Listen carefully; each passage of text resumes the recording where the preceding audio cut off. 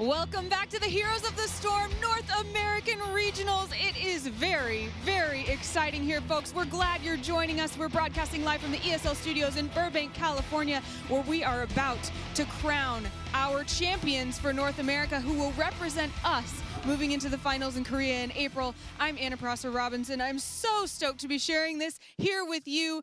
Let's go over what's at stake today. First off, there is some prize money on the line. Let's look at our prize pool. It is $100,000. That first place team will take home $25,000 of those dollars, but as you can see, the teams are already in the money. Everyone goes home with a little bit. And remember also, the seeding helps them take home more money in Korea, so that first place spot is very well desired. Now, let's take a look at the brackets. Let's see who is in the running to represent us in the finals. We are going to have Team Naventic taking on Cognitive, who we just saw advance out of Group B. But first, we're going to watch a well-known matchup. It's Cloud9 versus Tempo Storm. I could not be more excited to start watching these matches, guys, and I know you are as well, so please let us know on social media by tweeting with the hashtag HGC. I'm getting a little bit of deja vu because it's time to introduce two teams that you know very, very well. First, let's bring them on stage. It's Cloud9. Cloud9 with an addition of Arthlon as he trips there, doing a really good job in this tournament.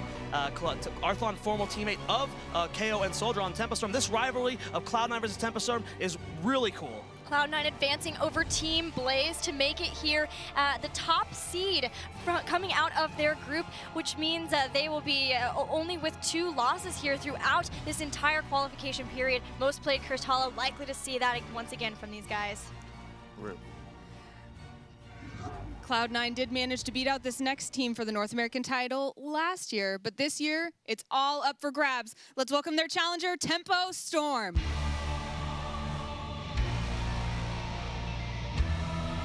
Tempo Storm, very new roster, with the 2 at the front being the only 2 returning from 2015 roster, KO and Soldier leading that charge. Really excited to see these 2 Titans face off. Man, Tempo Storm has made it here. They've made it to the semis, 1 step away from Korea, but it has been a tough road for them. Every match versus Panda Global, versus Team Naventic, and King of Blades Alpha went to Game 3 to get here. These teams don't just want that first place for the money, they want it because they want to represent their entire region, and only one of these teams after this match will have that chance. We have the advantage of knowing a lot about how these 2 teams work. Gilly and Zoya, can you tell us about the draft? Absolutely, and I am so excited for these 2 guys to face off. Not only are these guys scrim partners, but like we talked about, Arthlon, former teammates of KO and Soldier. These guys are all good friends, and not only rivals, but they really like each other, like hanging out with each other. So I'm super excited for this set, Gilly. I'm really excited for it too. It is the first semi-final match of the day, and I just missed what the map is going to be. Towers of Doom. Of course, it's Towers. If Tempo Storm's playing, it's Towers of Doom. At Heroes Rising, Tempo Storm busted out Towers of Doom versus Cloud9. They played that Vikings playstyle on it, and they got a win with it.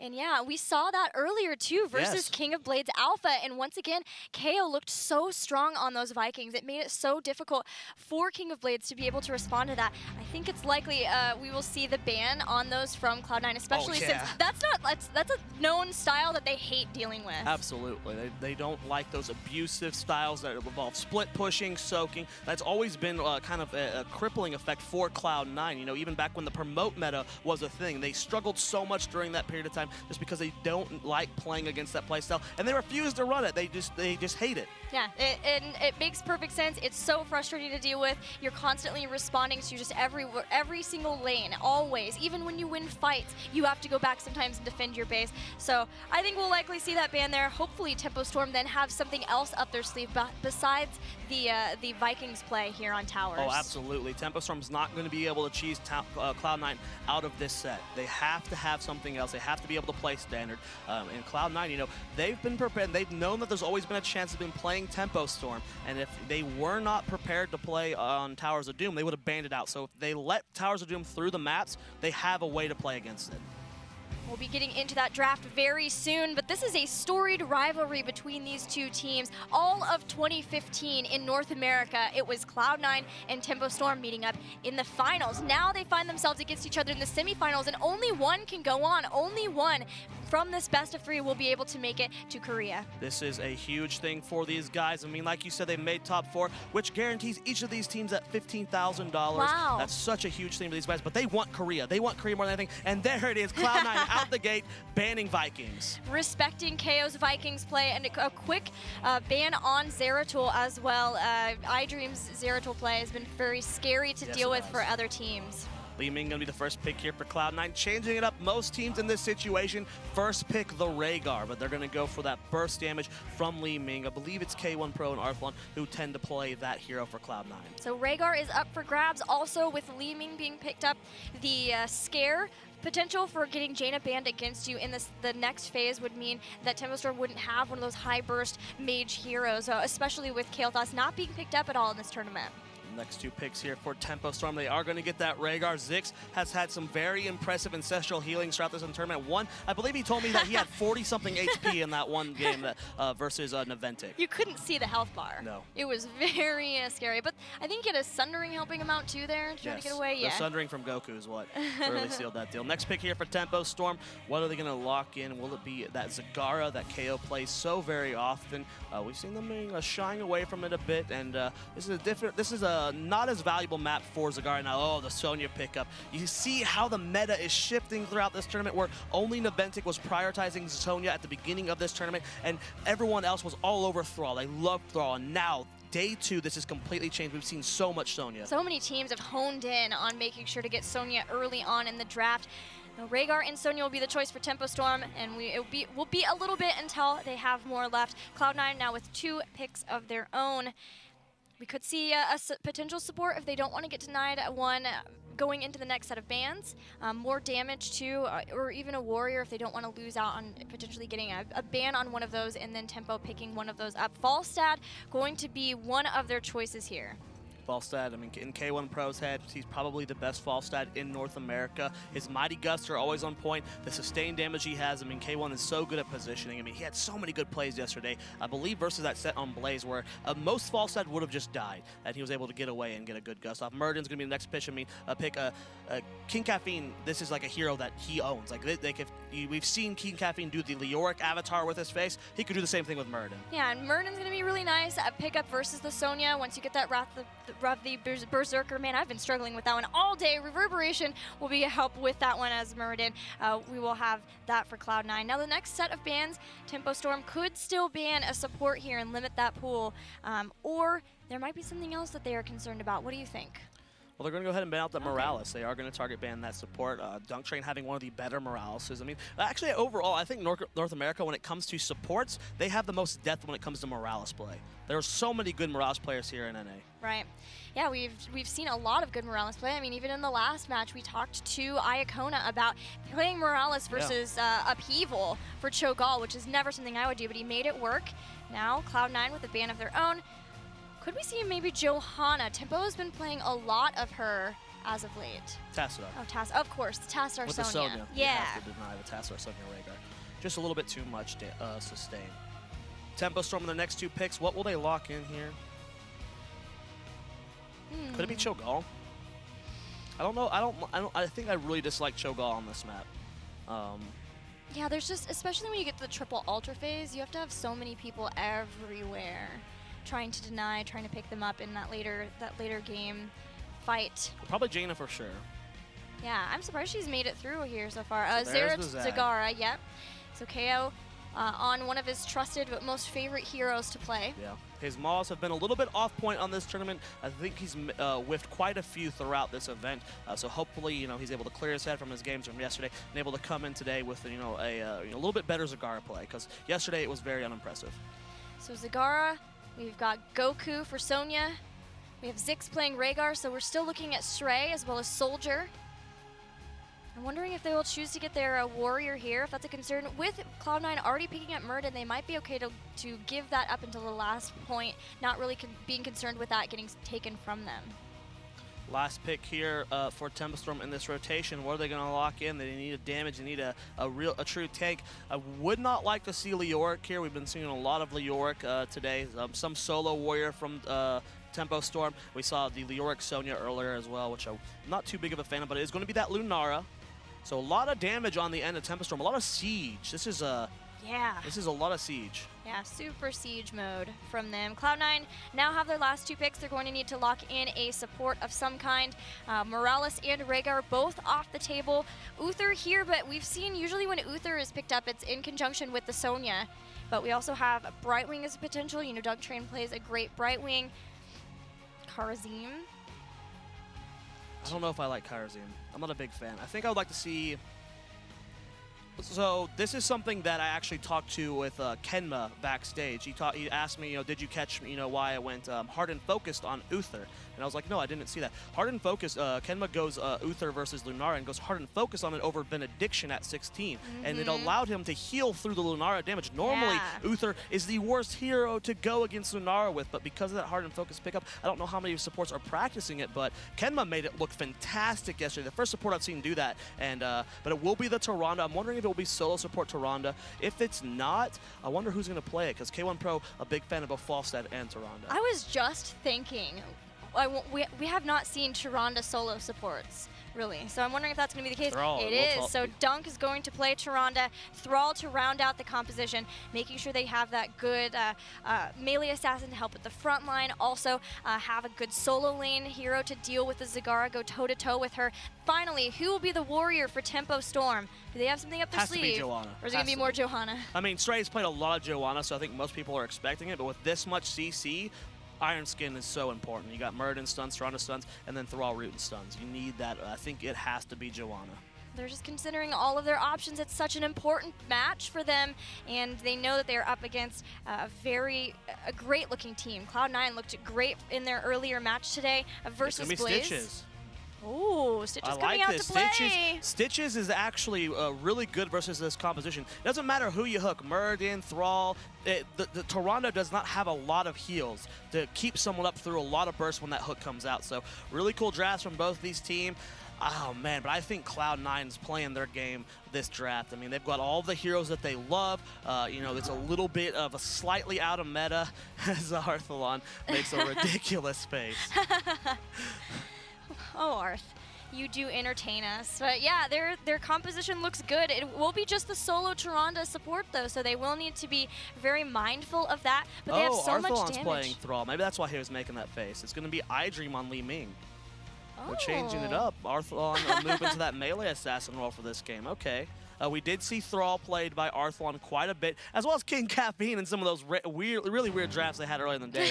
But Cloud9 really showing their flexibility when it comes to what heroes they play. Well, here we go, guys. These are the rosters, and there we do see iDream playing Li Ming, Arthalon, showing us his flexibility as a player, that he can be on that Thrall. Everything looking very standard for Tempo Storm, but we are getting into game number 1 on Towers of Doom between Tempo Storm and Cloud9, our semi-final match, the first of 2 that we will have to determine which teams move to Seoul, South Korea for the Heroes Global Championship. Here on the left-hand side of the map in the blue chunks, it's gonna be your world champions of 2015, Cloud9, representing their team with that mount. King Caffeine playing Muradin, Arthalon playing Thrall, Dunk Train playing Tyrande, iDream on Li Ming, and rounding out the teams, K1 Pro on Falstad. Poor K1 Pro can't even use his own Cloud9 mount because he is on a bird. But in the red, we have Tempo Storm with Goku playing Sonya, Srey, of course, playing Stitches, Zix on Rhaegar, Soldier playing Lunara, and finally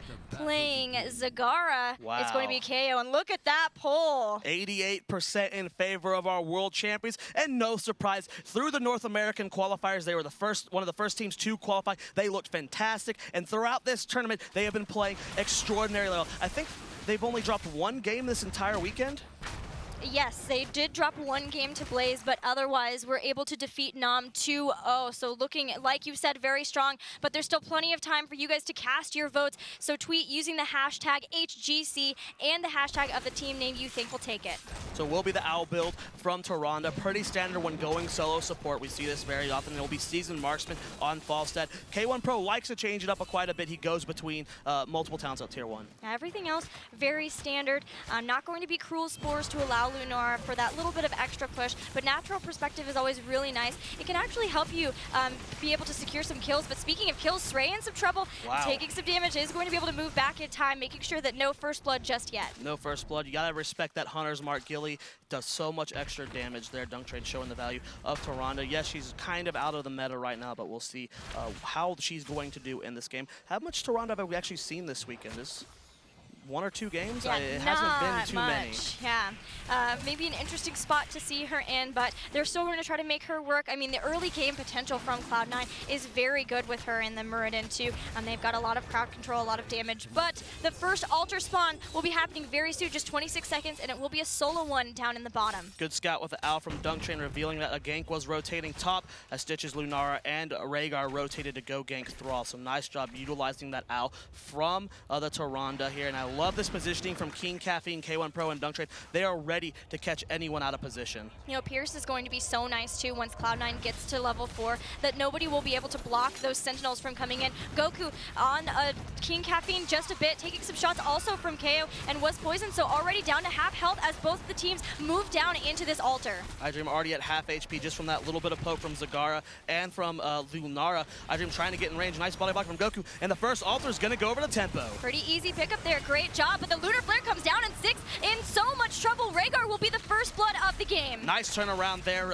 Really good focus fire. I mean, it was a snap decision, and all 5 members turned around from Cloud9 to focus down Ziggs. That was just showing the synergy that Cloud9 has as a team. Yeah, they're actually right next to us, and immediately, as soon as the Lunar Flare went out, we heard Rhaegar, Rhaegar, Rhaegar, so they were ready to just turn as the team, be able to get that first blood. But Tempo Storm with the first altar pickup, so both getting a little bit of something out of that fight.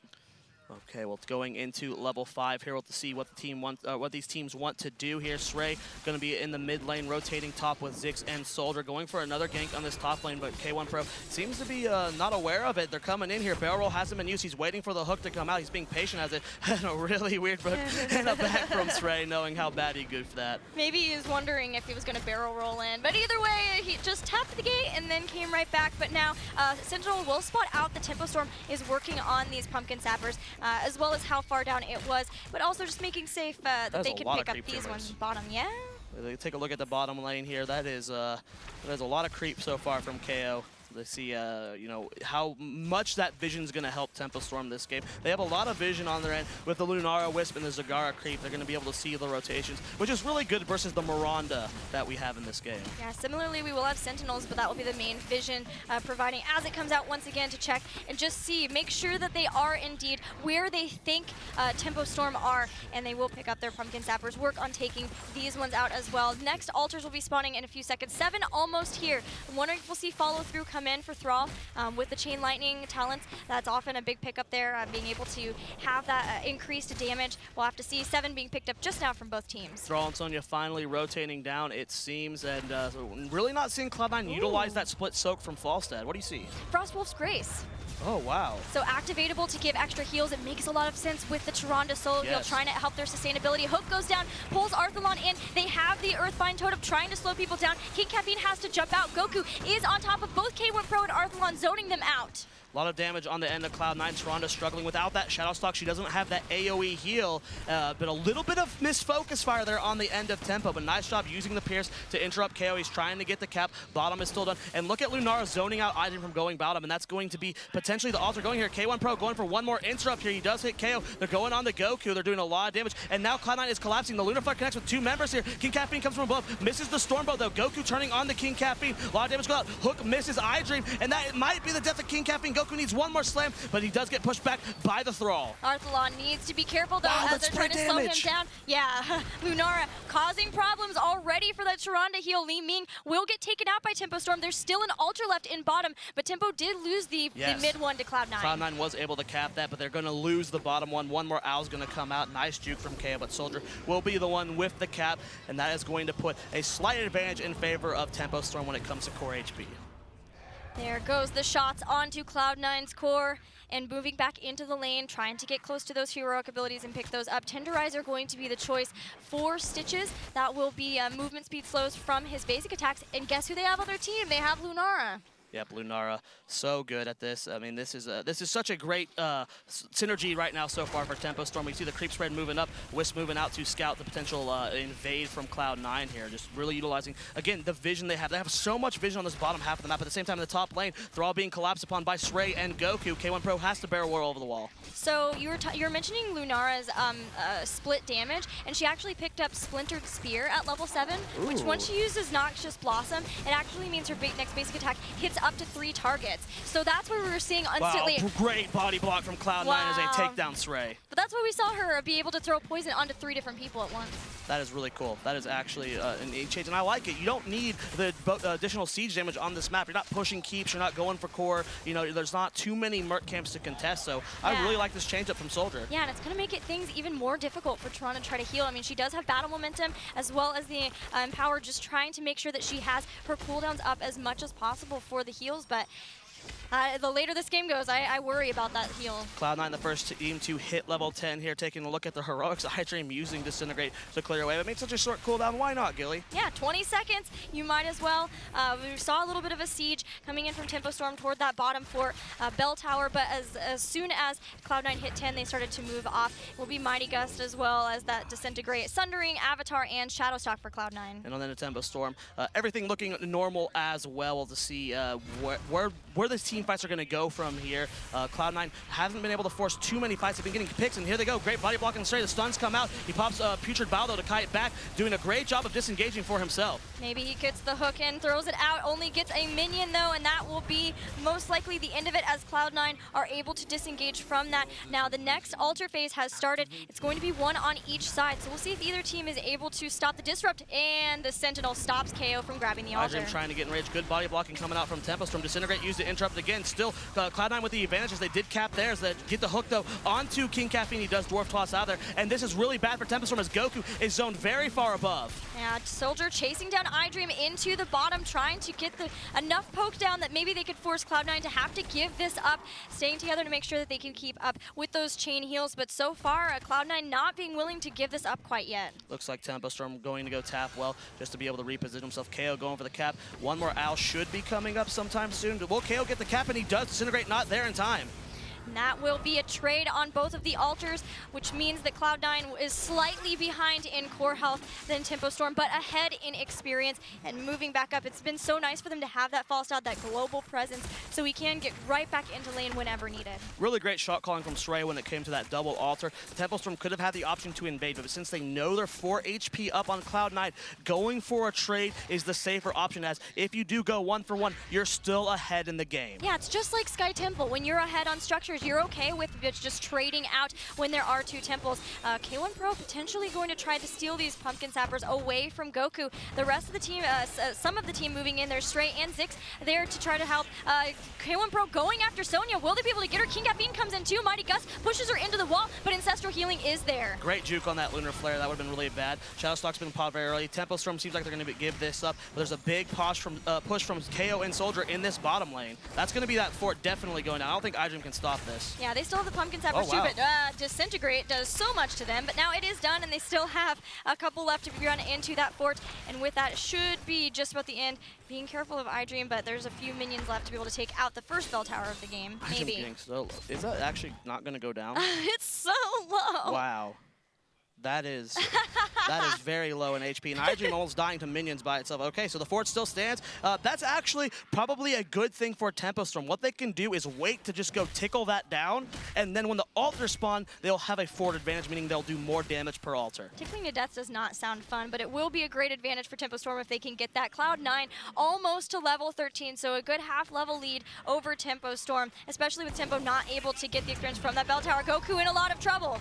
They're taking a lot of damage. He tries to spear out of there. A lot of damage going on. Great body box from King Caffeine and a nice kill. That's actually a really good pick here at this timing as the Shrine is spawning. They're going for Zix. Dream with the blink fort, but they're not going to be able to get him. I think Tempo Storm has to give this altar up, but they do take that fort, meaning that Cloud9 will do 1 less damage with this altar. Yeah, it's really nice that they were able to secure that and get away safely for the rest of them. Actually, Sundering comes out, and it might not be so safe. Ancestral Healing immediately, but a great Maw from KO. The Ancestral and the Maw were so perfectly timed. Dunk Train has to kite back. That saved Zix so well. The combo there between the Maw and the Ancestral was just perfectly timed. Dunk Train still working to pick this up, should be able to do so, but it will only be 3 shots, like you said. So that is great for Tempo, and it does mean that Cloud9 have to eventually respond to picking up that bell tower, even though they have been able to eke a little bit ahead. But we're going to once again have a fight. K1 Pro uses the Mighty Gust to get away. Soldier's going for the chase. Nice jukes from K1 Pro. Oh, not enough, though. Soldier showing the power of Lunara. A nice kill there from Tempo. Man, I really thought that he was going to be able to get away with the jukes. It was great to be able to dodge that Thornwood Vine. But now they're starting to work on the bottom bell tower. Tempo Storm going to try to defend this as long as possible. Oh, a lot of damage on the Dunk Train, and he's going to go down very quickly. Body blocking Arthlon, and suddenly 3 members of Cloud9 are dead. Oh, and that's great. They've been able to defend this too, which means they still get the maximum amount of shots. And look, they're trying to guide these Pumpkin Sappers into the base. If they can get those to the line, that means they will get extra shots onto the core of Cloud9. Well, it is pushing in. They're going to try and get this fort back here. They're going to go for mid as well. This is great sieging from Tempo Storm here. Taking a look at the hero damage. I just want to take a quick peek at what Lunara is at, and she's at top, just barely ahead of Li Ming by 2,000 damage. We do have an unfair advantage, so that's going to be a lot more. There goes a hook onto King Caffeine. They're underneath this fort, but iDream is stuck between so many members of Tempo Storm and gets taken out. The fort goes down. I hear yelling as Muradin gets taken out too, and Tempo Storm is so excited. Yeah, really, really swappy fight there from Cloud9. It looked like the Gust was going to be good, but it was 3 versus 5. They pushed them under a fort, which wasn't even targeting the Tempo Storm members. And, you know, the Ancestral was used shockingly early from Zix, but it doesn't seem to matter. And now Tempo Storm doing a great job with the siege on this map. They're about to have another fort down. Yes, Cloud9 reclaims a bottom, but Tempo Storm, this just is so good for them. Any ultra they get does more damage, and any ultra Cloud9 gets does less. Yeah, this is Tempo Storm showing their prowess on Towers of Doom, even without the Vikings. They have constantly kept Cloud9 now on the back foot, just responding to whatever bell tower has been taken out by Tempo Storm. As soon as they see them there, they move in and take another one, making sure that they are dealing more damage. And if they do lose a team fight, then making sure they don't take too much damage at the same time. Beautiful play from Tempo. Well, level 16 to level 16, we're on the same tier now. Let's see what Cloud9 ends up picking up here. It's going to be the missile build, Gilly. It will be the Magic Missile build. Once again, we have Mirror Ball to add to Charge Blast and Seeker, and with that Glass Cannon, lots of shots coming out. Sentinel just a bit too late, and that's 5 damage onto the core of Cloud9. Looks like they're wanting to reclaim this bottom fort here, and this is what happens when you get a lead on Towers of Doom. It turns into this kind of silly rotation war where you go to recap your fort. Well, guess what? They're going to push your fort, and it's so hard. You have to force a fight and get a big win to be able to like stop this kind of pressure. Yeah, Tempo Storm in a really good spot here, making Cloud9 be on the response always on the back foot, and that's what you want to do in Heroes of the Storm, but especially on this battleground. Already, I love Sray in the mid, pushing out this minion wave too, so if they see Cloud9 show up into the bottom, they start to push in on this lane. Yep, and that's what exactly happened. Li Ming and Dunk Train showed themselves to that creep bottom, and they're pushing in this fort, but K1 Pro looking for that flank again, and this time all 5 members of C9 are here, and Tempo Storm, they're not going to play with it. They back out.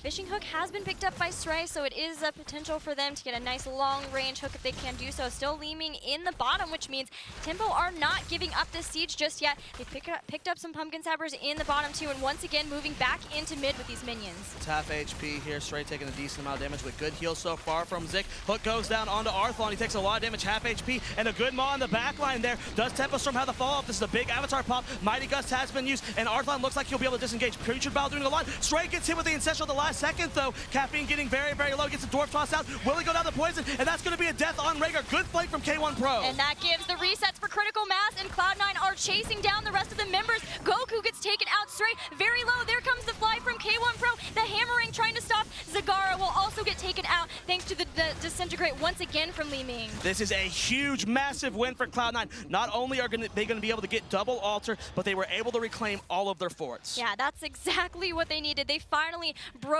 this hold that Tempo had over them. They're ahead a full level now in experience. Oh, is this going to be a 1v1? Arthlon versus Soldier. Arthlon taking a lot of damage. He's slowed, and I think Arthlon's going to go down. He's got the win for. He's trying to get away, and he just barely survives. Ooh, that movement speed really coming in handy there. He definitely needed that, but now King Caffeine gets hooked in, was able to dwarf toss away, but now the first altar starting to be picked up here from this double altar spawn. So that's going to be 4 damage to the core of Tempo Storm, almost evening this game up, but with Dunk Train capping bottom, for the first time, Cloud9 is going to have an advantage in core HP. Uh-oh, Sray in trouble, has to use Putrid Bile to get out of here. They were trying to take the amount of shots that would come from this bottom altar away, but weren't quite able to pick up that mid bell tower. But again, it's one of those situations where it's so low that Tempo should be able to rotate in at some point and pick that out right before an altar phase. And Tempo Storm showing their understanding of this map. They're not afraid to go back to the base and use the tunnel to try and reposition themselves whenever they need mana or just, you know, come back into this fight. So really cool use of this very unique mechanic on this map. It is cool, but that tunnel can also cost you yes, if you teleport in at the same time as some of the members of the other team, because you do share that out point. But now all of the stars in Cloud9, they always are on their half really because of the constant siege from Tempo Storm. So they are gonna likely hit 21st. Yeah, they're just about to pick that up, but the siege is everywhere, and Lunara doing a good job of helping those pumpkins into that bottom fort. Well, Soldiers in a lot of trouble. Gus and Sundering both miss. Ancestral connects, but I don't think it matters. That's a very dead Lunara. 2 heroics with, but it doesn't even, you know, Lunara's so squishy. She dies anyway. She got deleted from like half health, and that's really big. Cloud9 being able to capitalize on those level 20 Storm Talents just in the nick of time. Haven't even picked up all of them yet, but knowing the minute they hit that, they needed to make something happen. That was the one advantage they had, really, as the constant siege from Tempo Storm has been a lot to deal with. Nice exchange here from Cloud9 getting that bottom fort, but at the same time, in the top lane, Goku has been pushing in top lane. Falstad is flying up to deal with that. Stray kiting back, taking a lot of damage, actually. He already half HP. This from Falstad. He has to pop Putrid Bile very early. Mighty Gus comes in. Here comes King Caffeine. Misses the spear. He has to reposition himself. Stormbolt comes out. Shadowstalk has been used. Stray doing the best he can to keep himself alive. Ma only connects with one target, and I think they just have to let Stray die. They cannot save him. Yeah, Stray is just going back and forth, trying to maybe juke as much as possible, delay this for as long as possible, too, and does do a good job. Uses Devour.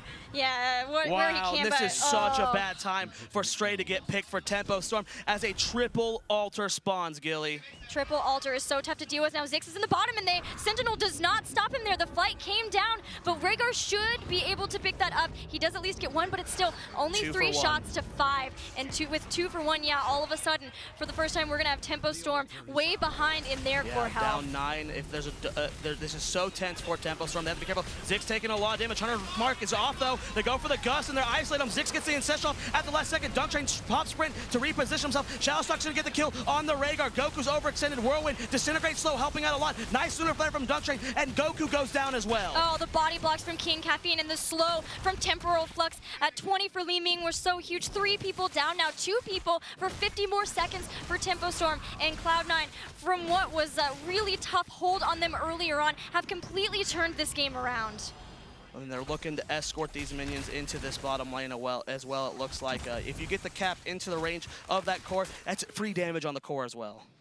Looking at the Storm Talents that we have, it will be Hunter's Swiftness. Wow, Lunara, rip. Oh, once again deleted from this as they are going to try really hard to escort these pumpkins, and they just need to get rid of these minions, and there we go, 3 damage to the core of Tempo Storm. That puts them at 8 life on the core. If there's a double altar, if they can get more minions in, oh, nice hook on the iDream, and he gets, oh my god, iDream, he does go down to the poison from the Stitches, though. Oh man, that was too close for comfort for Stray, but he does pick up a nice takedown on iDream now. Going after oh my god, but Stray's getting so much damage onto him. He gets caught out, and this fort is going to go down at the same time. Will Stray be able to get away?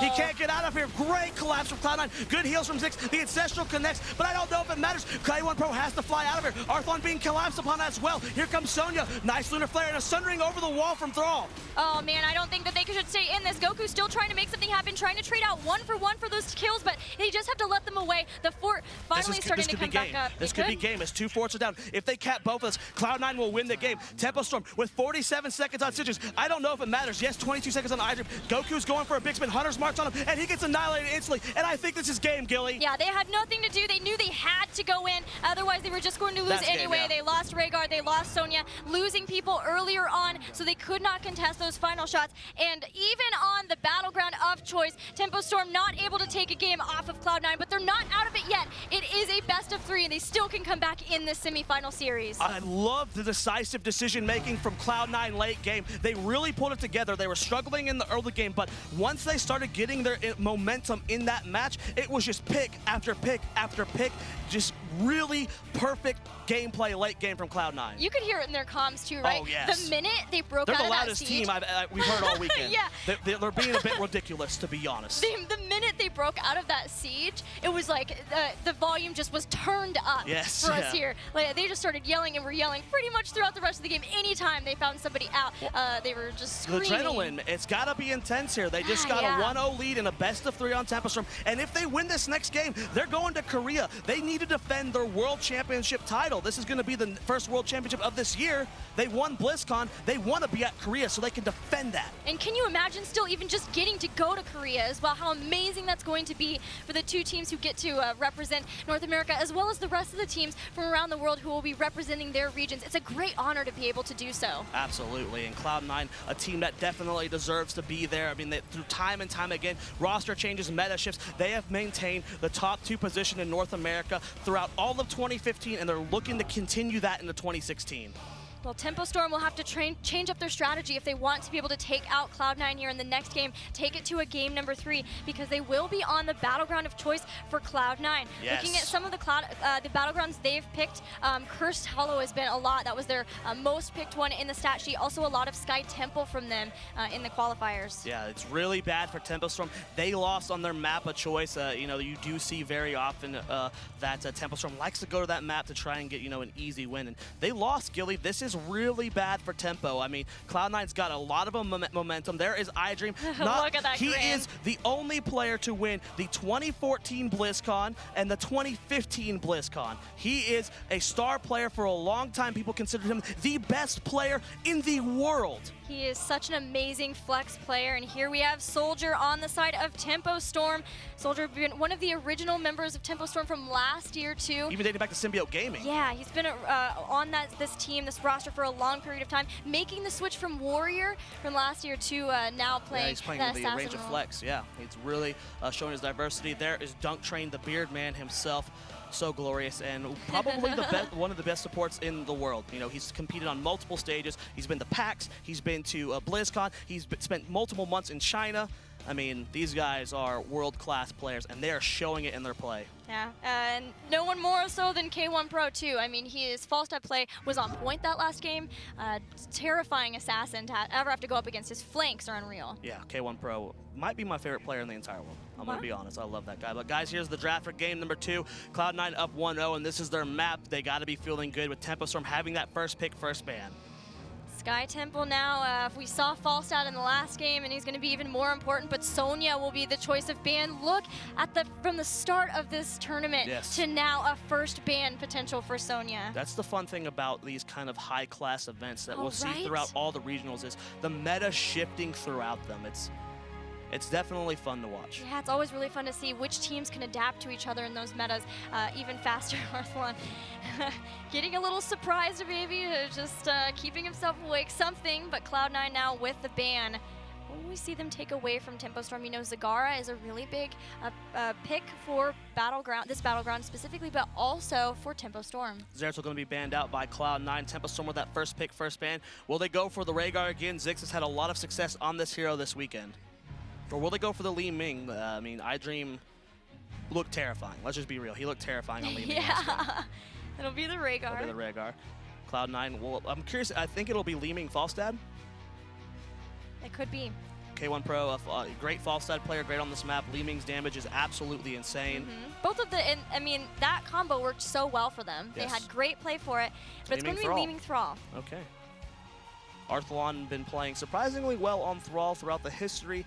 You know, me being someone who's spent a lot of time with Arthlon, throughout his history as a Heroes of the Storm player, he's never really played Thrall. I mean, when he was in the option to play that melee flex role, Thrall was not in the meta at all. Yeah. Well, the scaling changes brought him back, and you know, despite that, Arthlon showing his versatility as a player, he can pick up anything and look fantastic. Well, yeah, it's great pickups for them too, going into the fact that, you know, it'll be 2 picks and then 2 bans before they have more. The fact that they've got a really good solo lane hero in Thrall, they've got burst from Li Ming, and then just a lot of damage in general from both of the heroes too.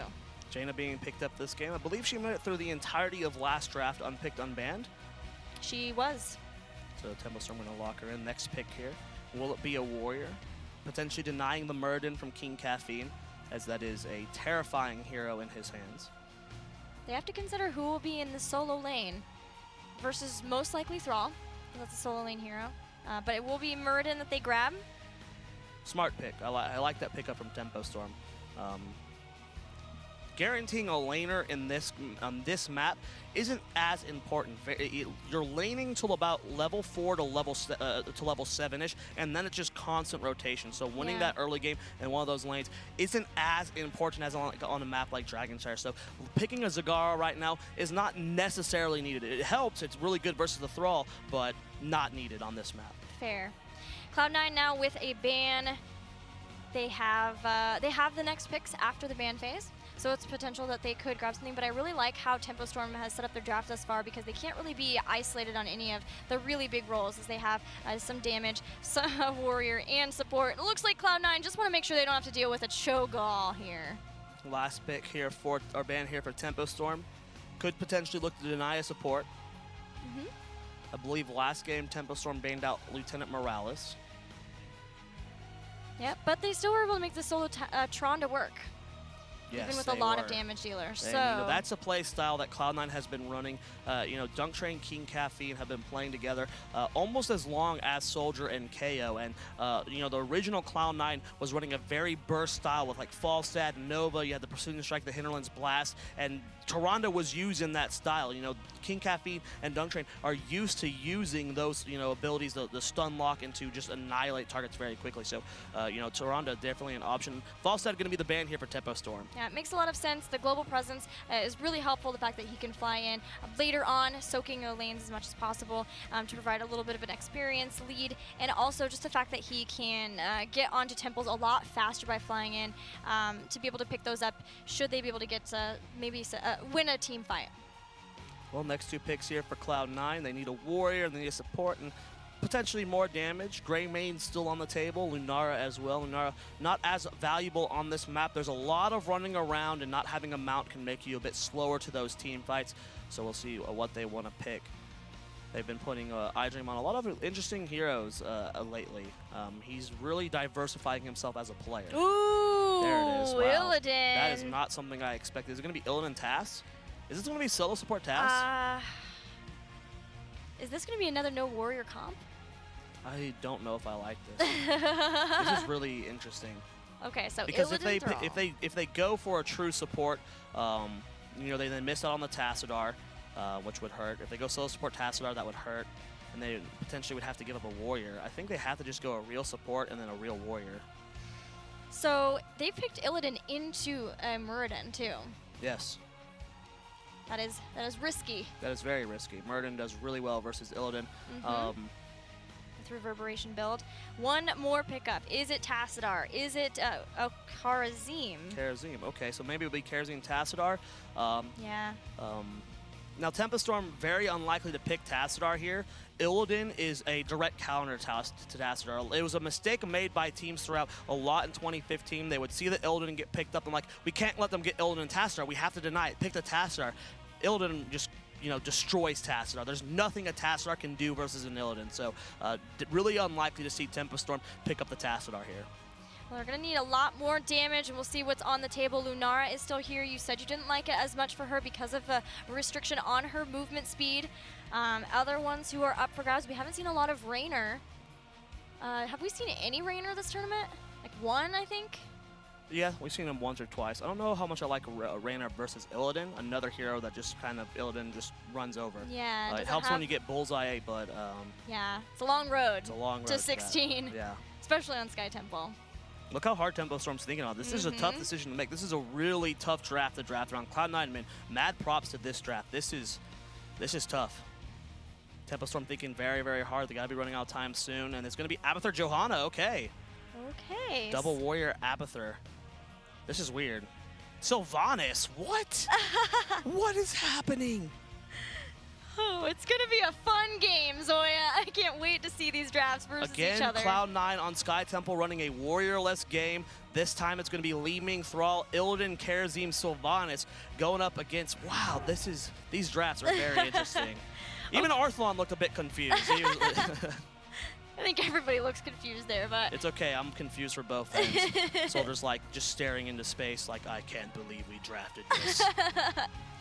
Sorry, also contemplating life at this point, what exactly is happening in this game, but it's going to be a lot of fun. You know, Jaina is a great target for Ultimate Evolution, and so that was probably a big consideration for Tempo, absolutely. that they were able to have Abathur. I mean, also Abathur Illidan was always a potential. To deny it, yeah, denying it. I don't know if that was good, though. You don't know if maybe they were looking to actually pick that up? No, I mean, they were obviously going for it, but is denying the Abathur worth it in this situation? You have 2 Jainas, so that you can do damage with them during the fights, but what's very interesting to me is the Murd and Johanna. I guess they just want to be able to have as much control as possible as tanky targets. Yes. Limit the targets who can actually get like flanked and taken out by that Illidan as easily. Make sure to keep them off of Jaina, but it really is going to come down to if they can keep Thrall and Illidan off of Jaina. Well, here are our compositions. It's going to be a very interesting game. Arthlon playing Sylvanas, guys, but we are loading into game number 2 here on Sky Temple. If Cloud9 wins this set, Gillyweed, they will advance to Korea, the first North American team to do so. Tempo Storm, they have to either win this or they are out of the tournament. It's going to be so close for them, but with awesome compositions from both sides. Game number 2 on Sky Temple with Cloud9 in blue. K1 Pro playing Li Ming, Arthlon on Sylvanas, Dunk Train playing Karazim, iDream playing Illidan, and finally King Caffeine once again showing us that tank Thrall. And on the right-hand side of the map, in the red trunks, it's going to be Tempo Storm. KO playing Jaina, Zix playing Rhaegar, Soldier on Abathur, Goku playing Muradin, and I believe Srey on Joanna. Right, starting to move out. I'm interested to see how the Abathur build will work. It looks for now it's going to be that Toxic Nest build, as it is Envenomed Nest, picked up at level 1. Looking at some of the other ones too, we are going to have Barbed Shot from Sylvanas, so really helping with the wave clear for her, being able to just push out those waves and siege a lot more effectively. We did see, I believe, Arthlon play Sylvanas earlier today. I don't know if it was on this exact map. I'll have to look at the drafts again, but just showing the value of Sylvanas on this map. They recently buffed tower damage, but doesn't matter when you have a hero who can disable them. That first tower goes down very, very quickly. It's right here with an Abathur hat, but still, the problem is the damage is done. They were able to get that full tower now, and with that starting to move back out into the lanes. The rotation from Cloud9 already starting to come in. They're going to keep Sylvanas in the bottom and just look to see if they can catch anybody out of position, potentially, especially because, you know, they've got a root, they've got the potential to take someone out if they can. Now keep in mind, Cloud9 did a very similar composition. I actually want to find the draft so I can look at which Heroes for Heroes it was, but they lost this. This was the only map they've dropped on this in this tournament here at North American Regionals, and it was the Team Blaze doing this very similar style. Yeah, once again, they're right back in action with Sylvanas. Tempo Storm have rotated out of the lane looking to respond to the mid, but instead find them going back for the bottom. So a lot of mind games coming out from these teams. KO has to get back behind the wall. Will be able to do so. No first blood just yet. Arthlon trying to Haunting Wave away. Stormbolt goes down on top of him. Will he end up going down? Good heals from Dunk Train, but first blood going to Tempo Storm. They're trying to fall back. iDream going for KO, but not willing to dive underneath tower. Srey taking a lot of damage. Good use of the Abathur hat to try and keep him alive. Great job by Tempo Storm responding, but they still did lose nearly 2 towers in the bottom. That could be an issue for them in that second temple phase when it's at the bottom. But for now, the first temples have started. Li Ming holding top. That's kind of a tough thing to do as Li Ming, by the way. So Rhaegar, we may see him start to move in there, but in the mid, we've got a fight going. Well, they do end up holding this shrine up here. The collapse from Tempo Storm is happening. Zix potentially going for a place, but Arthlon scouts it out. Good mind positioning so far, and Cloud9 backs off the point. Tempo Storm going to start holding this cautiously. Both teams trying to make sure that they get level 4. Remember, the split soak from Abathur will be great throughout this, all the way in the bottom. He knows that everybody is going to be up top and mid trying to deal with that tempo phase, so he can feel pretty free about soaking that bottom lane. Top lane being controlled by Cloud9. Middle's almost out of ammo here.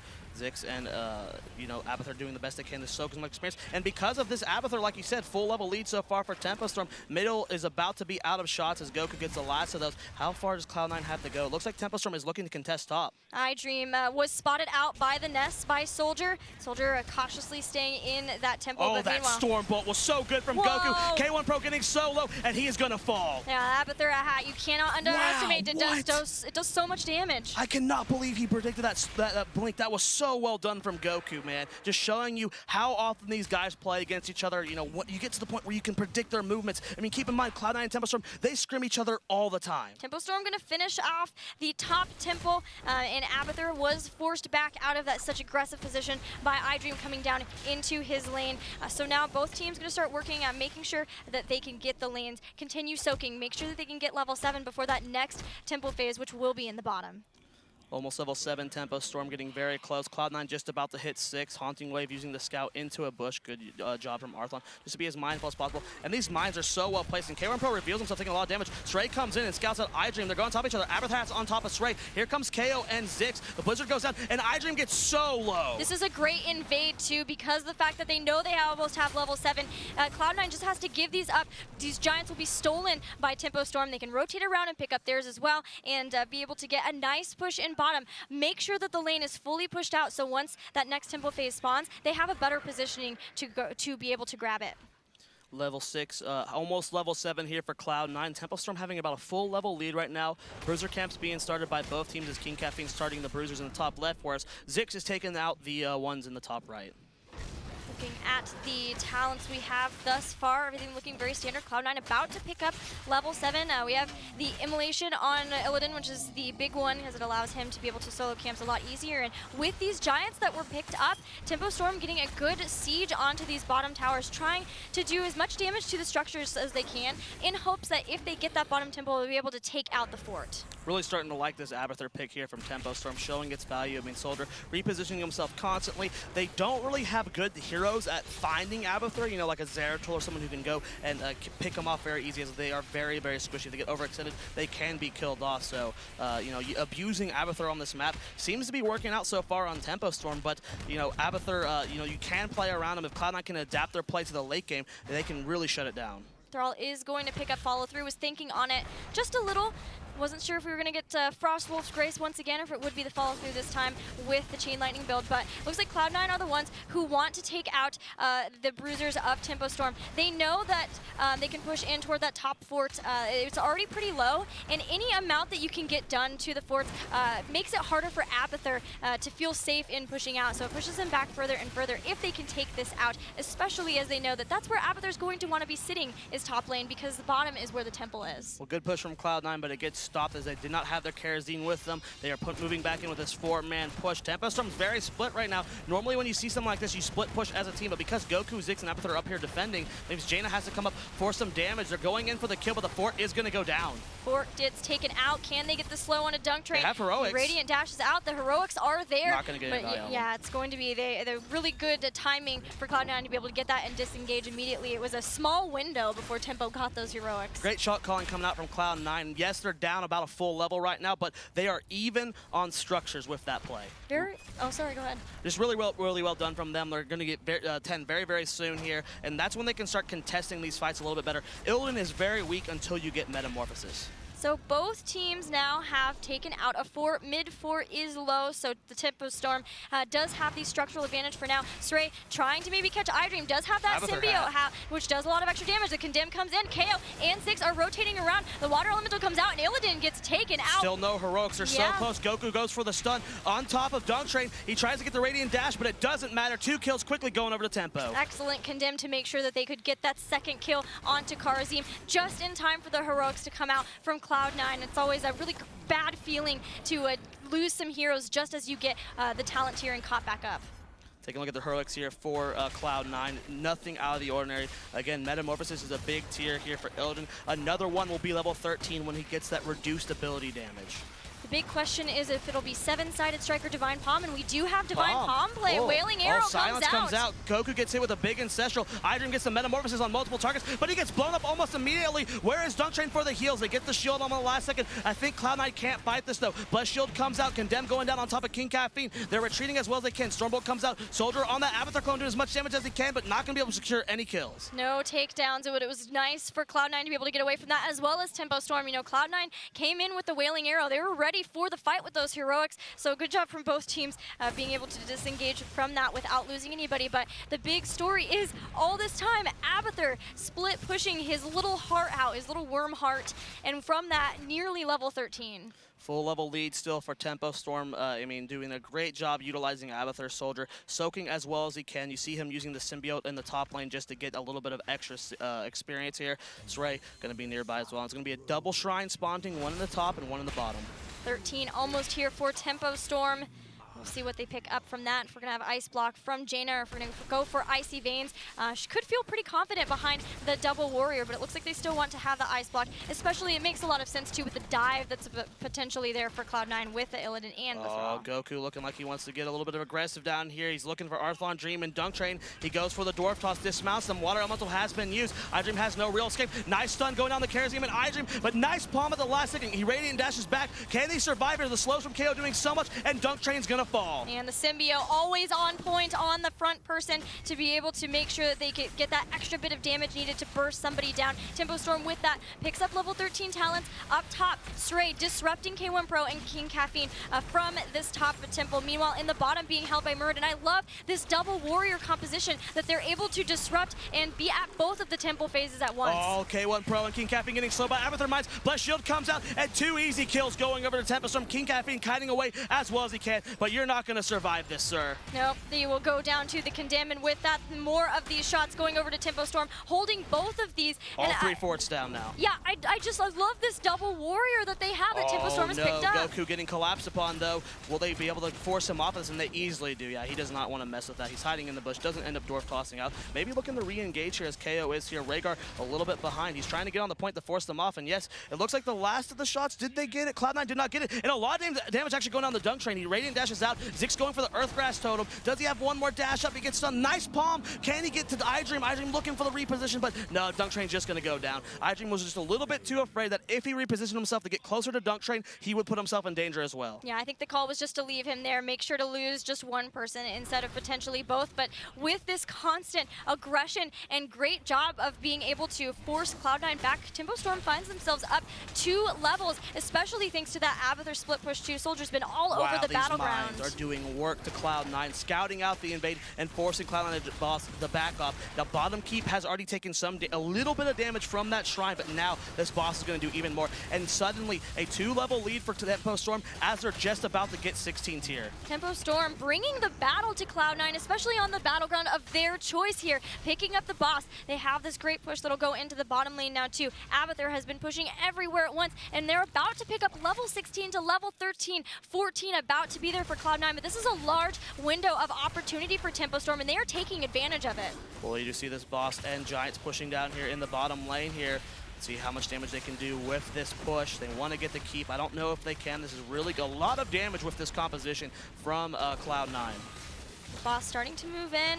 Cloud9 so far away from being caught up in talent tiers. Holy Renew will be the choice of Johanna, making her even tankier. Goku throws out the Storm Bolt, going after K1 Pro, who has to teleport away. This will be the first keep of the game going to Tempo Storm. It does go down, but the Tempo Storm overextend potentially. Soldier going actually really deep here for K1 Pro and King Caffeine on that Abathur clone. He will end up losing it, but the rest of Tempo Storm able to disengage because of that. Really well done from Tempo Storm. Yeah, that was a great play there to force people back from that Jaina damage. By the way, we do have Northern Exposure now, so that plus 2 Jainas, that's going to be insta-death if they can lock somebody down. Level 17 versus level 15 here. Tempo Storm still having that talent advantage, starting to take some Merp camps.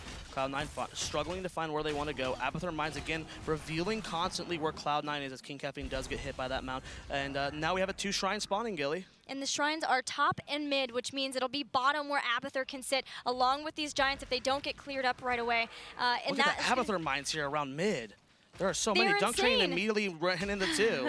And that's insta-tilt. When you run into it, it's just like, come on, 50% the slow. Is so annoying. Yeah, and it's 4 seconds. You're just like, no. Cloud9 very split up here. K1 Pro in a lot of trouble. Blessed Shield does go out. Water Elemental with a slow, and he's just going to go down very quickly. Dunk Train not having anything to Radiant Dash to. 2 quick kills for Tempo Storm here, and with these bruisers, I think they can get a keep. They don't even know to go for the temples here. Yeah, I like that plan too, because that means that the temples will go on to the final keep there into the mid. They know that it's going to be a long time until the support is back up, until Li Ming, they have to deal with that poke damage, and so they're taking advantage of that. Muradin, though, is holding on to the mid. Wow, they know that iDream dying. Wow. That is really good for Tempo Storm here. Don't think they're going to be going to go core. It's tough to push core without having, you know, that 5th body on Abathur, and of course Muradin soaking mid, but this middle keep is going to go down here. 5 seconds on Li Ming, 7 seconds on Karazim. Tempo Storm getting that keep basically for free, and with both these temples being up, Gillyweed, this could be a triple keep for Tempo. Tempo is blowing my mind with the Stubble Warrior, because they can be everywhere at once. They have Abathur soaking one lane, and then they can separate out and do 2 things at once. They have Muradin holding the mid temple, because that's what's going to shoot the mid keep. They push top with Johanna. They still have a warrior there too, a good frontliner to take some of the damage, and they take out that keep. And with now holding the top keep, they are going to make sure that all 3 keeps go down on the side of Cloud9. And now they're very close to level 20, a 3-level lead, about to be 4-level lead, and Tempo Storm has to not fight this. This is the only opportunity Cloud9 has to force their way back in this game. They wisely get off that point, but this is such an uphill battle here for Cloud9. They're going in for this though. The stun goes down on the Li Ming. Blessed Shield comes out, Divine Palm connects, and Li Ming does reposition himself. K1 Pro still taking a lot of damage.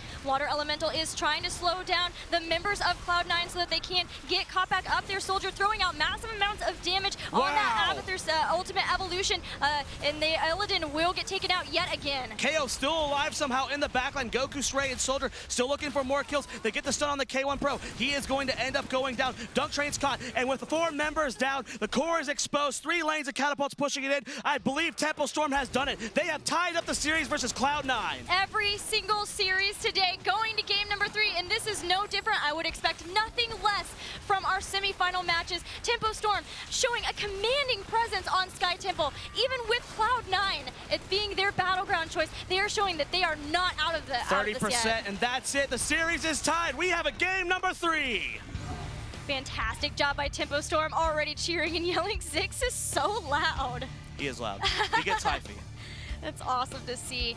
And now they have the momentum going into game number 3 versus Cloud9, and that's a big deal to be able to have. I'm really curious about that composition from Cloud9. I want to ask them about it later, because they've ran it twice now. I don't know if it was the... do you have the draft written down from earlier where the Cloud9 played Blaze on that map?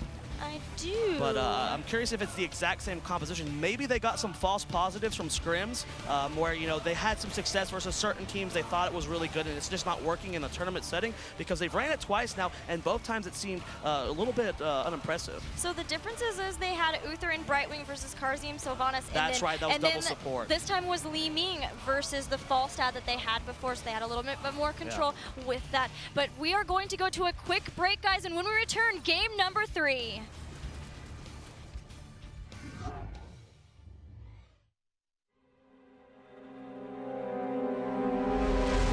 I was born for the arena.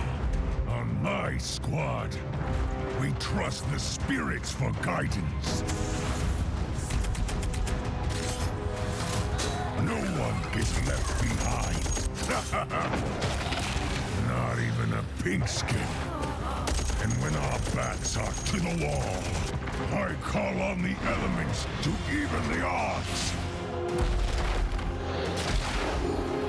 The name's Rhaegar.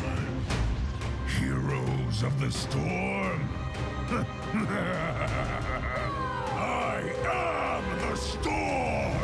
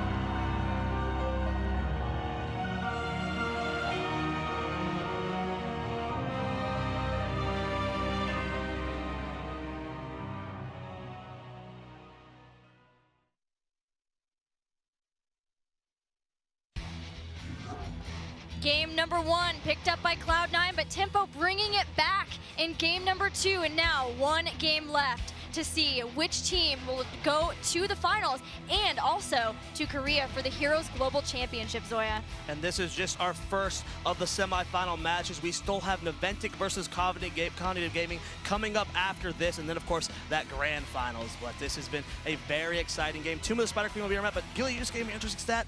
Every game today has gone to game number 3, every set. What That's an so amazing cool. day of Heroes, Yeah. that we have so many close sets between all of these teams, just showing the diversity of how many awesome Heroes teams that we have here in North America. It's been fantastic to see Cloud9. We see them here, their faces. They lost the last game, but they're used to this. They're used to losing a game and still being able to stay strong.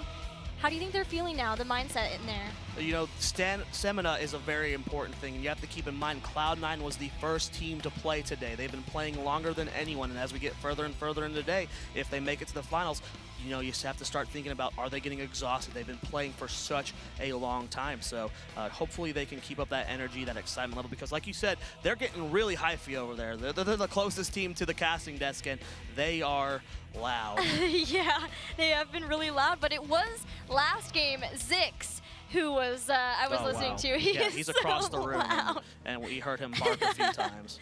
Well, here we go, draft guys. Game number 3, Tomb of the Spider Queen, and immediately Cloud9 denies KO Zagara. Yeah, Zagara makes so much sense on Tomb because of how much her vision from Creep Tumors can control or help a team control those turn-in points. Now Tempo Storm, we've seen a lot of different bans. Sonya was their choice of ban last game, and Zeratul was number 1 in the first game.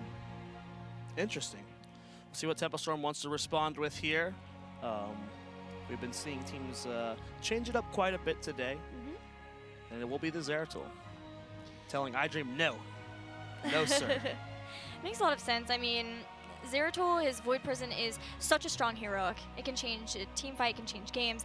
But also on this battleground, there's so many places for Zeratul to hide, so many ways. It's a small battleground too, so it's really easy for him to move around and scout out, almost like a mobile vision ward. So those will be our bans, both of the Z heroes, believe it or not. Both of the Z heroes? There's only 2 Z heroes. There's only 2 That's Z Zagara heroes. and Zeratul. What about Zarthus? Or That's not a thing. Zitches? Okay, and Cloud9 with the first pick, first ban. Yeah, they're thinking really hard on this pick. Do they want Li Ming? Do they want the Rhaegar? Who did they first pick last game? They were second pick, they had got Li Ming, that's but right. Rhaegar was picked up by Tempo. When they were first pick though, on Towers, they still grabbed the Li Ming. Yeah, thinking really hard on it. K1 Pro did play Li Ming in that last game. I think he's played it in both sets, and last game he just kept, you know, the good collapses, good hard engages from Tempo Storm, but a very different style of draft. So if they do want to go to Li Ming, I think they are very safe to do so. And it will be the Rhaegar though, getting Dunk Train Rhaegar. I don't know how many times we've seen Dunk on Rhaegar this tournament. Not a lot. It seems like they've been more willing to allow them to go, but we also just haven't seen a ton of Cloud9 games in general because of the fact that, you know, they were the first one out of their group. Yes. So there's one less set of games for them, and then they also had a 2-0 versus Nam. Goku looking so focused right now. Tempo Storm prepares their next 2 picks. A lot of damage on the table. Falstad, Li Ming. They could potentially look to deny the Muradin again. Goku has been cracking me up all tournament with his ability to just stare death longingly. stares, Oh, I thought it was like they're a terrified. lovingly into No, the... that's like, I'm going to, you know, end your world. The scary thing is, he'll be moving into the team house soon, and I'll be living with that guy. He That just- is... You walk into the hallway, and he's there. They're just, oh my staring God, at you're you. scaring me. Quit. I'm tilted. This is it. It's not a hard thing to tilt you, my friend. Still Very waiting. true. It's going to be, I think, a long time between these picks. You know, they're going to Thrall. take their time because of how important this game is. The last time we saw Goku play Thrall on this map, I believe it was versus Panda Global, and he got picked like 8 times in the early game. It was a very sloppy game from Goku on Tomb of the Spider Queen on this hero, so we'll see if he readjusts his draft Yeah, that was the one or his battleground playstyle. they lost to Panda Global, Yes. actually. But if you can make it work, you know, there are some great places for a Sundering to really maximize and hit so many heroes from the opponent's Look how team. slow this draft is compared to the other drafts. These Yeah. guys are thinking so hard, and it will be the Jaina. Okay, Cloud9 doing a good job, or Tempo Storm. I like this draft so far. Cloud9 with their next 2 picks. Let's see what they want to lock up. And Li Ming still available, Greymane, which both of these teams, I think we see Dream on Greymane once this tournament, and Tempo Storm hasn't run it at all. So neither of these 2 teams seem to be a big fan of Greymane right now. Wave clear, very nice for Tempo Storm. They have Jaina.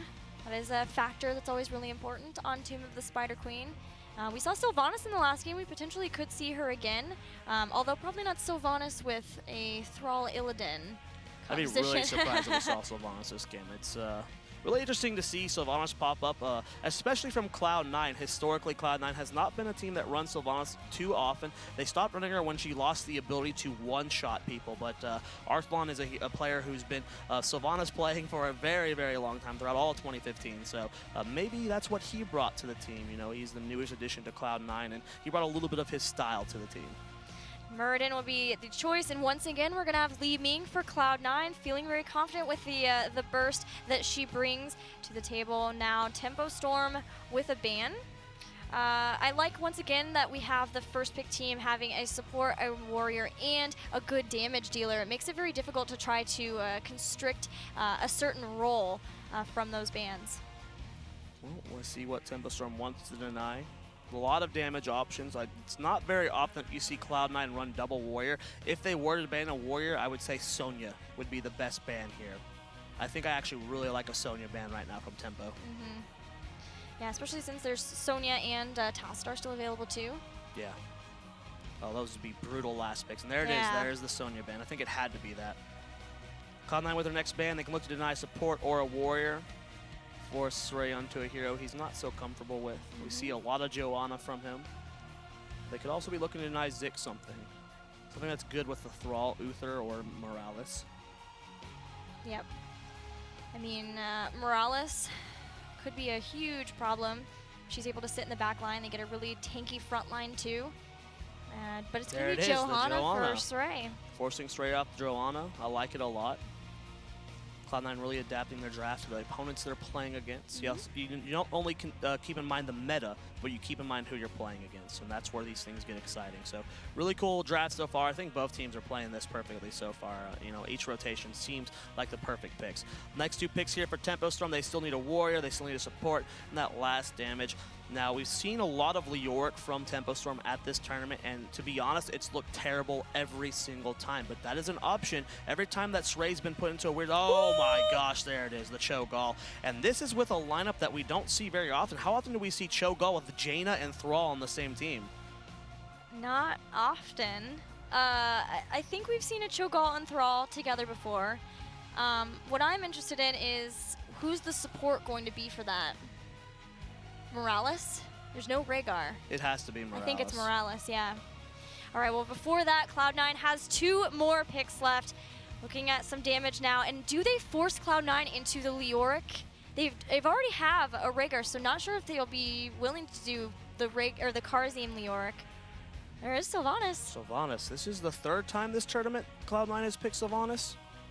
They picked it once here in the last game, and then yes, they did pick it once versus Blaze too. Sylvanas, a hero who Tempo Storm was running a few months ago. They were the only team playing her, and now Cloud9 bringing her back in the North American regionals.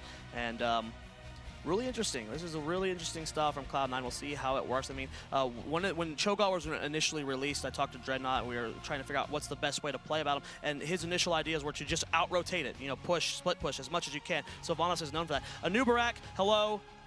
I'm so pumped for some Beetles. Beetles are good. So this is actually pretty cool. They've got a lot of damage on their end. What they're going to be looking to do is web wrap either the Cho'Gall and get kills outside of that, or looking to web wrap the target, the support, to be able to actually secure that kill onto the Cho'Gall. It's a really cool. It's not a hero we see often, but I really like it here. He has received buffs fairly recently. Uther will be. Now, this is an interesting situation, as the cleanse has changed recently. You used to be able to pre-cleanse yourself to avoid a web wrap, and good supports got really good at it, at denying web wrap, but you can no longer self-cast cast cleanse. So if Uther is wanting to avoid the web wrap, he's going to have to, Divine Shield himself. which is not good. No, that's not what you want to have to do.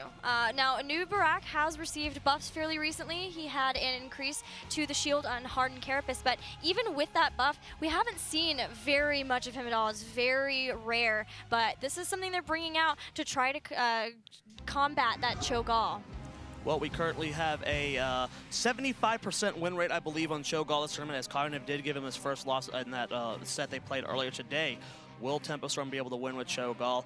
You know what? I think I have to give it to Cloud9. I really like their draft. I think that is a super smart draft. I know both these teams. They both spend all nights just studying drafts, like every possible option and every possible map. And I have a feeling that this is something that Cloud9 thought of to deal with Cho'Gall on Tomb of the Spider Queen. This is really important. This is the final game in this best of 3. So both of these teams bringing out everything to the table to make sure that they can win this and get to the finals and get to the Heroes Global Championship in Seoul, South Korea, which will be the next line in that championship. But here are our rosters, and it's going to be a Soldier playing Gall and Sray playing Cho. Yep, no surprise there. But guys, this is the last game of this best of 3 series. This is it. Winner of this game right here qualifies for Korea. Get excited because we're loading into the Tomb of the Spider Queen.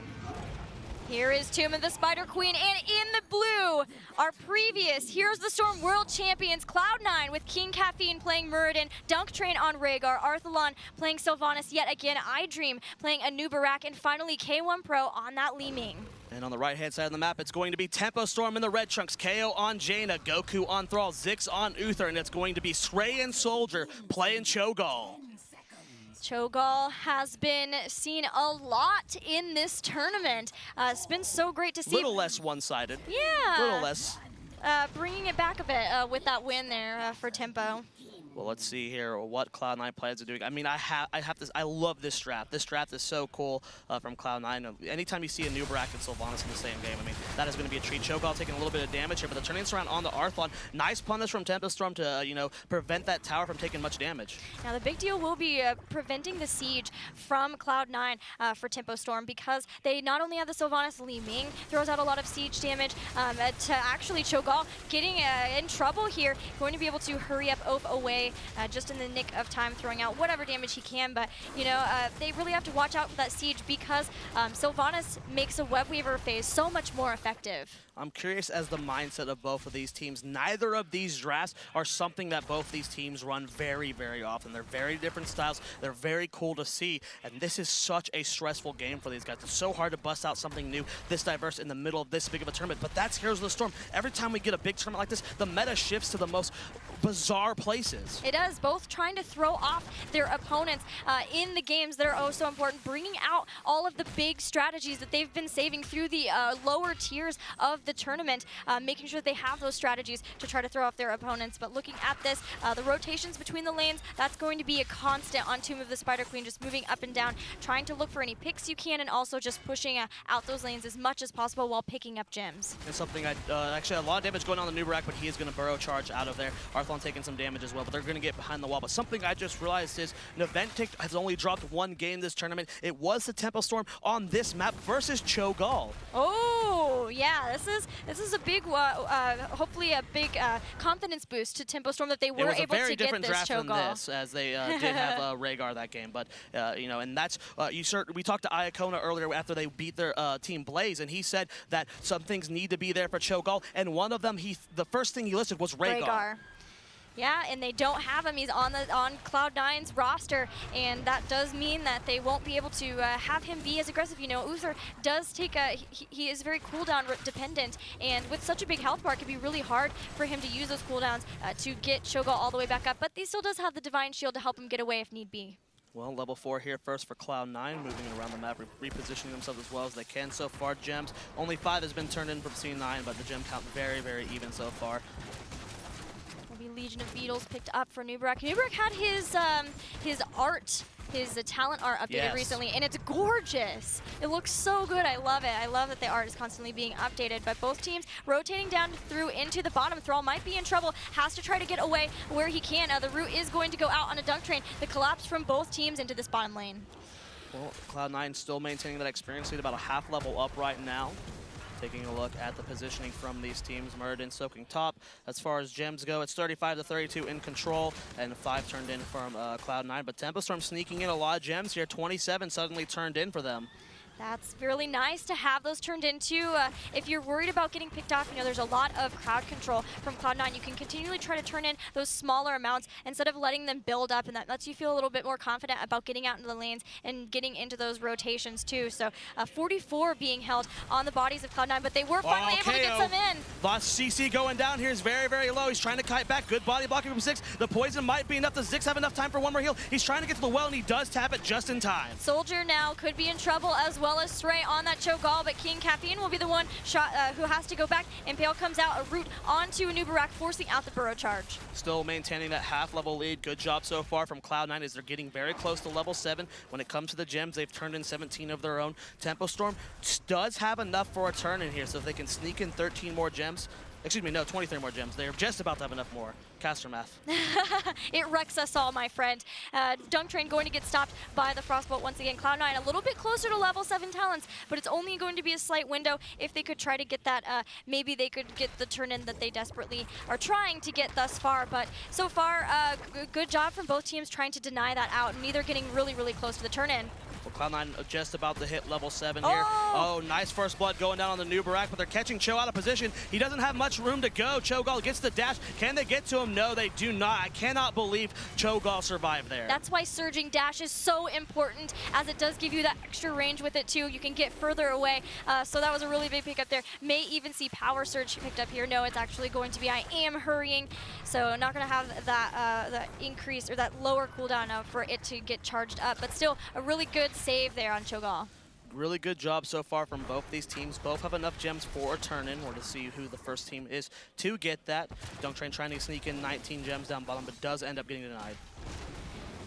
Look at level 7 for Li Ming. It's going to be Calamity build coming out. I could hear both of these teams, the comms are very tense. They know how important this is. They're really trying to catch people out of position. There's only been one death on so far throughout this game, Tempo Storm being able to get that earlier kill. Nubarak sneaking in 3 gems top. No, he does end up denying it, as they do want to get those off of Dunk Train. Like you said, when you're holding a lot of them, it makes it tense. And that's going to be the first Web Weaver of the game, spawning for Cloud9. Cloud9 will start pushing down, and remember that they have Sylvanas, so the siege is going to be even more terrifying from them for Tempo Storm to have to defend. They're going to do their best to do so, but meanwhile, Cloud9 are already starting to push out these lanes where they can, making sure that the Web Weavers go as far up into the lanes as possible. Well, let's see what they can do with this here. They still have a very slight experience lead. Tempo Storm in position to defend multiple lanes. We do see Cho'Gall has to sprint away as he was getting very, very low. The Li Ming pick, I mean, K1 Pro has been bullying Cho'Gall this entire game.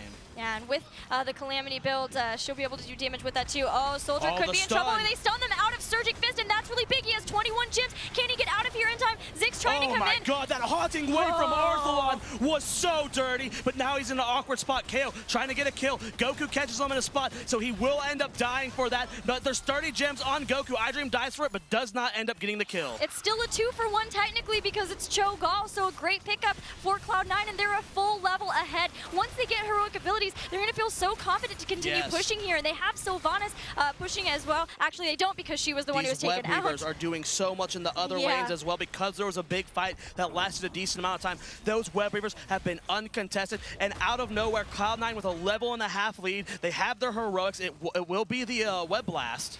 With a first Cocoon. Yeah. That's what it's called now. Been a while since we've cast this guy.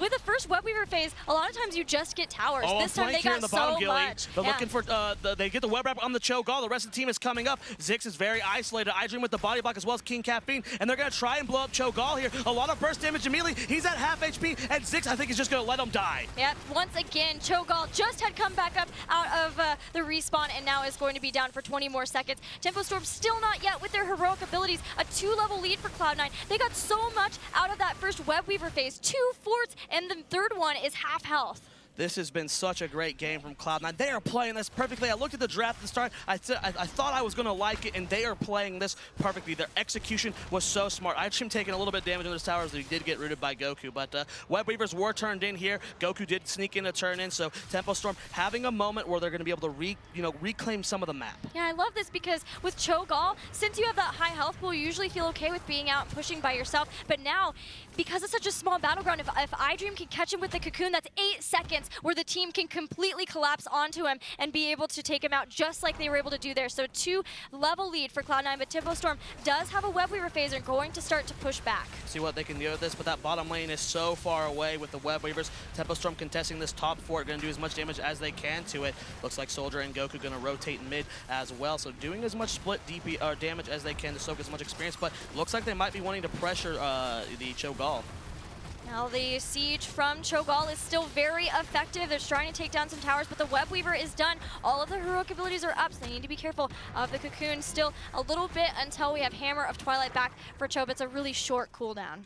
Not much was gained. They got about a half level closer to Cloud9, but they're still a level and a half down. Bottom Web Weaver didn't even get to the fort wall, so this is the ideal situation here for Cloud9. But they're going for the stun on the Cho'Gall. A lot of bursts coming out from K1 Pro. The Stormbolt is there. The Web Wrap goes down, and that prevents Ziggs from healing them for the time being. They're going to split their DPS. Healing Wave comes out, and that's going to be Divine Shield immediately. iDream's getting very low. He's going to be the first to fall on this fight. Shadow Bolt Volley doing a lot of damage to Dunk Train. Hunting Wave used for Archlon to reposition himself. Body blocking Dunk Train as well as he can. Ancestral connects with them, but so far a good job from Stray. Yeah, Surging Fist really good to try to get into the body blocks, but Ancestral Healing does save the day for Dunk Train, but still, Tempo Storm this time able to get through the initial cocoon problem that they had before with Cho'Gall. Great Divine Shield from Ziggs right out of the gates to make sure that he has it, but still, even with that takedown, they're still down to level 13, about to be grabbed just now for Cloud9. It's a very hard decision for iDream to make. I don't know if the Cho'Gall was the right target to Web Blast there. Let's just say you do end up Web Blasting Ziggs instead. KO's right on top of him to help burn that cocoon down, but KO gets cleansed right away by Ziggs. No kill onto him just yet. They may have to change up their strategy once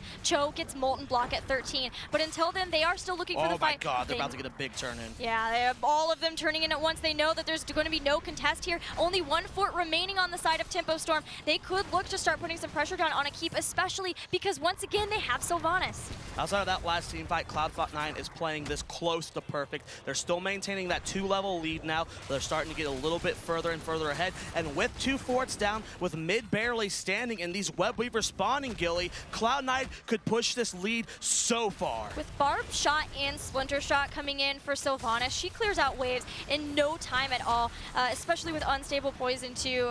So they're able to make sure that all of the lanes are completely pushed up toward the base of Tempo Storm, so they get the maximum value of the Web Weavers. They push all at once, so wherever Tempo Storm chooses to defend, the other lanes are pushing pretty freely. We do see that the Web Weavers are getting some value here in the bottom lane. That keep could potentially go down if it is uncontested by Tempo Storm. Cloud9 pushing in this mid lane. They're about to lose that Web Weaver. Top is still very healthy as iDream is split pushing with that. And that split push is what's going to get them further and further ahead. And look at this Web Weaver bottom lane as it's getting that keep. Starting to siege it down. KO and Ziggs have to rotate to it. Dunk Train starting to come up too. They have the Sylvanas so they can move in, stop the structure from attacking this Web Weaver, force the members of Tempo Storm to come in. Through all of this, Tempo has still yet to hit level 13. Yeah, there's still that not level 13 where Cloud9's almost 15 here. KO looking for the chase. Sundering goes out. They isolate 2 members there. Ancestral connects with Archlon at the last second. Web Blast goes down, and they're trying to kill off the Thrall. Divine Shield does save the day. Oh my god, the surround! Oh, and the silencing arrow too. Even with the Shadow Bolt Volley, they take out Cho'Gall without losing anybody. Oh my god, if they get one more kill, this could be game the resets. They catch KO. The keep's about to go down as well, and Cloud9 can win the game right now. They're going for the keep. It's about to fall. They have 16 seconds on Cho'Gall, 19 on Uther, and 20 on Jaina. Cloud9's going for the core. This could be it. This could be the first team to qualify for Korea. Cloud9 still working on it now. Goku gets eliminated, and that is it. Cloud9 will win the game, moving on to get to go to Korea, representing North America. A 4-level lead, Cloud9. Congratulations, they're the first team to represent North America. What a game. They played that perfectly. They drafted it perfectly. What a game. Wow! Oh, I cannot wait to hear from these guys. The looks of relief and excitement that they're able to qualify, go to Korea, and also go to the finals too, where they may be facing a rematch versus Team Naventic, but we'll have Naventic versus Cognitive, and we'll see who actually will be facing Cloud9 in those finals. They I am so impressed with Cloud9. They saw the Cho'Gall strat on Tomb of the Spider Queen yesterday. They thought about what if that happened to us, and they prepared such an amazing draft, and they played that perfectly. Wow, Cloud9, I am so impressed. I am so impressed as well, but Tempo Storm played an amazing series, really doing a great job on Sky Temple, being able to bring it to a game number 3, making our semifinals so incredibly excited. You see KO and Arflon hugging there. I mean, they lived together. They spent all of 2015 and a good portion of 2014 as teammates, but you know, despite the rivalry, there's still the love there. We're checking out some of the replays from this awesome game as we get ready to this hear right here, from this Cloud9. surround was so disgusting, and we could hear them screaming, body block him, body block him, body block him, and then they just get this perfect surround on Cho'Gall and secure a very easy kill. And this right here is what snowballed it in their favor for a very decisive win. 12-minute game. Yeah, it was so decisive. Cloud9 has to feel so great, but I want to hear exactly how they're feeling, Anna. Dunk Train, you and your team will go to Korea to represent our region and fight for the World Championship one more time. How are you feeling right now? Oh, it feels really amazing to go back to the World Championship. I mean, North America scene was a lot tougher this round. A lot of the teams here just really stepped it up, and I'm super proud of our region. I'm so happy to be able to represent them in Korea. There was so much strife this time during the draft, and I heard Tempo Storm just saying, we have to pick Cho'Gall. If we don't pick Cho'Gall, we're screwed. Were you trying to force them into that pick? Yeah, kind of. We knew that they really wanted to play that. So we drafted a comp where we felt our Cho'Gall was so scary that they would have to pick it or ban it. And when they didn't ban it, we're like, okay, it's basically a coin flip if they're going to pick it or not. So we just decided to leave it up and try and use the strategy we had been developing in scrims. You seem very calm right now. Not really. Are you freaking out inside? Yeah, I'm pretty freaking out. I know the casters were freaking out too. Guys, do you have questions for Dunk Train? I have plenty of questions. First of all, you sound like you're losing your voice. You guys scream too much in your games, man. It terrifies us. We can hear it over here. Yeah, how else are we supposed to defeat our opponents without using intimidating shout? That is exactly right. Now, my question is, twice a day on Sky Temple, you've done a very unorthodox composition. Please, just please. You know what I mean? Yeah, we kind of messed that draft up. Like, the Abathur pick caught us by super surprise, and we were just absolutely hosed. There was really amazing mind placement, props, so it was really rough to play. But yeah, we got absolutely wrecked by that. So my question is, tell us about the Anubarak and why you grabbed that there. It's kind of a strategy we've been trying out in scrims to some success, and basically we were really expecting them to pick medic as their support, and when you web wrap Cho'Gall, there's just no front line to protect the medic, right? So you just dive her and she instant dies. We picked Anubarak there, and they picked Uther, and we thought it was still okay because they defended against that plan, but it made their comp overall pretty weak. It made them really reliant on killing someone on the all-in, which I don't really feel like is what you want your plan to be with Cho'Gall. So it was just really hard, I think, for them there, and I don't know. Beautiful draft. That was insane. That was really impressive. And we want to give you time to go completely calmly and quietly celebrate with your team backstage. But before you do, I want to know, you're going to face the winner between Naventic and Cognitive. Who would you like to face, or who do you think you're going to? I think we have to say that we're more likely to face Naventic at this point. I mean, they looked just really, really strong in the group stages, so I would expect them to come out on top in the semifinals. Well, we won't have to wait long to find out. And thank you very much for your time, Dunk Train. Congratulations one more time. Guys, we are going to be back with that match very soon, so don't go anywhere. We have more Heroes of the Storm coming right up.